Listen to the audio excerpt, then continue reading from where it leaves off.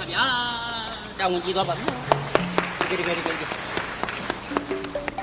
မြင့်မြင့်ကြီးကနေပြီးတော့တချင်းလေးတစ်ပုတ်နဲ့အခမ်းဖြောပြေးပြီးတဲ့နောက်မှာအခုဒီပံစိတ်ရှိုးအလှဲ့တောင်းဝင်ကြသူကတော့အစောတော်အင်ဂျိုအင်ဂျာဇယက်ကျူဇယက်ကြား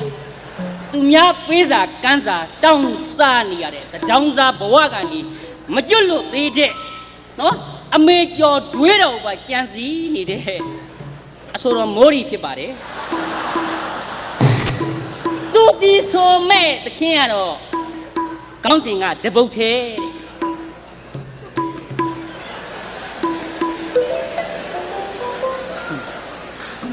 ကိုဘွဲတွေတော့ရှိမှန်းတော့မသိဘူးသူကျင်ညာတော့မှာအခွင့်အရေးရတော့ပြောတာလေပြီးပါပြီခင်မပြီးပါဘူးဖြစ်သမျှကံကြောင်းမလွယ်အင်းရာကံဆောင်တပုတ်သေးပါမဲလာရလေးမှလူချင်းတယ်တပုတ်သေးလေလာရများမှမြန်လို့တယ်ဟုတ်ပါပြီရှိရလာလို့ခဏခဏမေရမောင်းကိုပင်မုံမပွားလို့နှုတ်ခမ်းသူလာရင်မဲစားတောင်းချေစီထွေတွေဒီတပုတ်သေးတုံးဆိုတိုက်ကြားဆိုကိုက်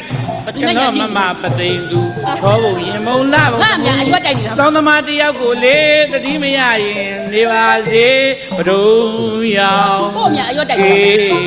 နေတာတပုတ်သေးရဲ့ဖြန့်လိုက်ရင်တကူလုံးဝေဖျားကြီးလင်းမေတ္တာဓာတ်နဲ့ဗုဒ္ဓမြတ်စွာအောင်သိန်းဟာအောင်ငိမ့်ရောက်ခမပါ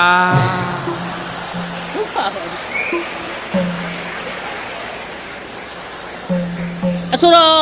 ကိုမိုးရီရဲ့သူ့ရောက်ခမအကြောင်းကိုကြီးညာပြီးရဲ့နောက်မှာအခုတဖန်အလှဲ့ကြလာသူကတော့မိန်လာကြိုမိန်လာကြားမြောင်းကြိုမြောင်းကြားပလတ်စတစ်ကောက်စားနေရတဲ့နော်ကိုတိန်ညွန့်ဖြစ်ပါတယ်အဆိုတော့တိန်ညွန့်तू ကနှစ်သက်တဲ့ချင်းလေးတပုတ်နဲ့ဖြောပြေးပါမယ်တဲ့မင်းဘယ်လောက်မြောက်တို့ကမမြောက်ပါသိပါတယ်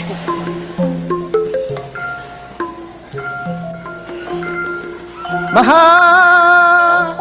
နှစ်သက်တာဘောရီပင်နဲ့တချင်းရုပ်ဦးစားပေးတာဗျတလန်ကွာပါဒီအတန်လည်းကြိုက်တယ်စကြဝဠာမြေပြင်းထဲဝဲတချင်းဦးစားပေးတာမျက်ရှိဆုံးကျဲတော်မူလေဒီမနမင်းမှာအကျွေး2000ရှိသည်မနမင်းများအကျွေး2000သွားရှိသူကသူတင်ပါလားလို့မဲကျွေးကြော်သည်ကိုတညွန့်ကနေပြီးတော့သူ့မှာအကျွေးရှိတဲ့အကြောင်းကိုတင်ဆက်လို့ပြီးပါပြီအခုတဖန်ရေစီလက်တွန်းပြီးတော့မြို့ပြင်ဇေယျဘေးမှာကြွတွင်းလေးရှိမှာအဖီဆွဲနေရတဲ့အဆိုတော့ကိုစိန်ရိုးသူနှစ်တရာတချင်းတပုတ်နဲ့ကျင့်နဲ့အားရအောင်ဖြော်ပြေးပါမယ်တဲ့လို့တော့အပြောခိုင်းတာပဲတမတော်မှာပြောတယ်ဆိုတဲ့မုံကြီးတမချင်းကိုတို့မလားမုံလာချင်းကိုတို့မလားစင်းစင်းစားစားပြောတချင်းဆိုပါဆိုပါအမိဘများရှိလာပြီးတော့တမချင်းနေမုံလာချင်းနေလာရောက်နေရပြီဒုက္ခဘလူလဲအဲ့ဒါလို့ဒီဆိုပြီးတဲ့နောက်မှာအခုကအမိဘများမျောလင်းတောင်းတနေတဲ့နမကြီးစိတ်ရှိုးအဆိုတော်စင်ကာပူမှာ9ခေါက်ဂျပန်တစ်ခေါက်တည်းများ9ခေါက်ကောက်အိတ်ကြံခဲ့လို့ပြန်ယူရတာ4ခေါက်ဂျပန်တိုကျိုမြို့မှာနေအခေါက်20ကျွန်တော်မလေးရှားယိုရီးယားထိုင်းဘုံပြည်သစ်ဘယ်နဲ့ညနေမှာအခောက်ကမရည်နိုင်တဲ့နိုင်ငံသားပြန်အဆိုတော် international mosque ဖြစ်ပါတယ်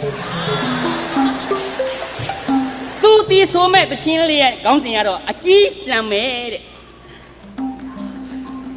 စာအုပ်တချင်းကိုအကြီးလှမ်းမယ်တဲ့ဟဲ့ Lady One Go တတိယလေး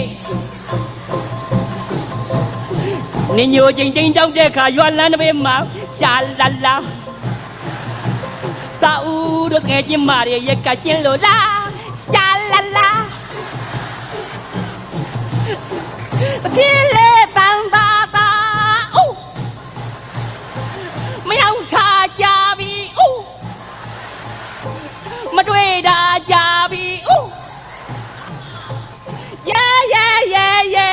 တတိယလိုက်တာစာဦးရေဒွန်းပြီးပါပြီ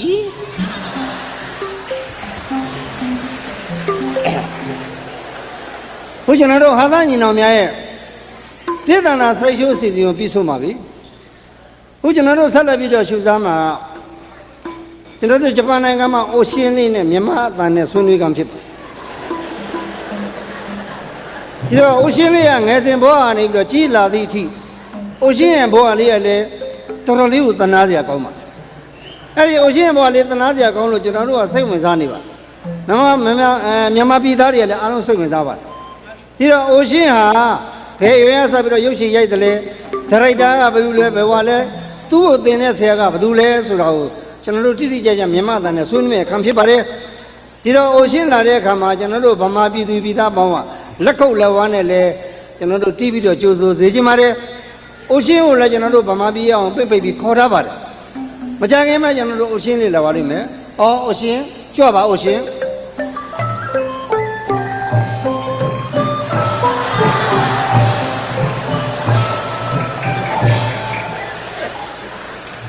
Fuji color flame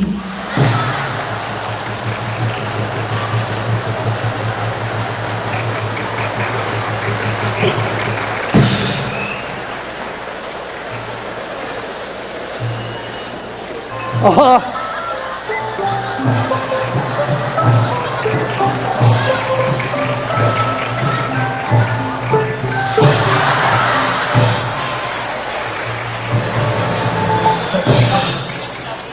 အိုရှင်းမလာခင်ကြော်ညာလာတော့စိတ်မရှိပါနဲ့ကျွန်တော်တို့မြန်မာအတိုင်းညင်ပြည့်တယ်လို့ပါအိုရှင်းပိတ်တဲ့နဲ့မိတ်ဆက်ပါ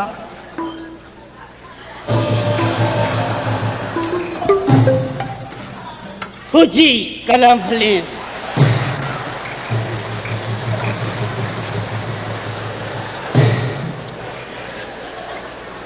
သူ့ကြည့်ရမှာလားအိုရှင်းကြည့်ရမှာလားမသိဘူးပြောတော့အိုရှင်းဆိုပြီးသူ့ဤထွက်ကြော်ညာနေ ဟောအိုရှင်းဂျပန်လိုလေးနည်းနည်းပြတ်ပါ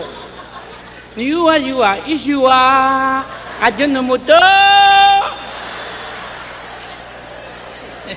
အိုရှင်းငယ်ငယ်လေးတည်းဆက်ပြီးတော့ရုပ်ရှင်ရိုက်လာတယ်ပေါ့ဒါရိုက်တာကဘလူးကျွန်တော်တို့အကျန်တဲ့သရုပ်ဆောင်တွေကိုလည်းမိတ်ဆက်ပေးပါဒီတော့အိုရှင်းကိုကျေးဇူးတင်လို့မဆိုးပါဘူးလာပါအိုရှင်းကိုတစ်ခုပေးပါရစေ I got to go to my that was a head of the that was the door while I had to get to town အထိပ္ပယ်ကပါတယ်တို့ ဒီဦးရမ်းပြော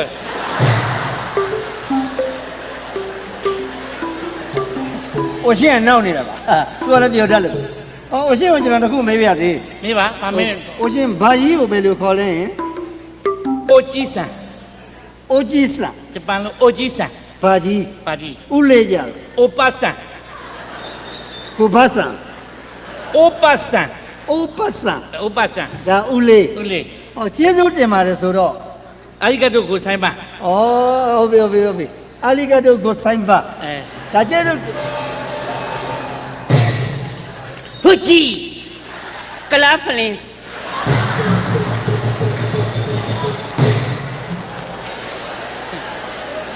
အိုရှင်းကိုကြည့်ခြင်းနဲ့ပရိသတ်ကအိုရှင်းကိုမကြည့်ရအောင်အဲ့ဒီကာလာဖလင်းမဲ့ကြော်ညာနေတာတွေ့ပါတယ်နော်ပရိသတ်က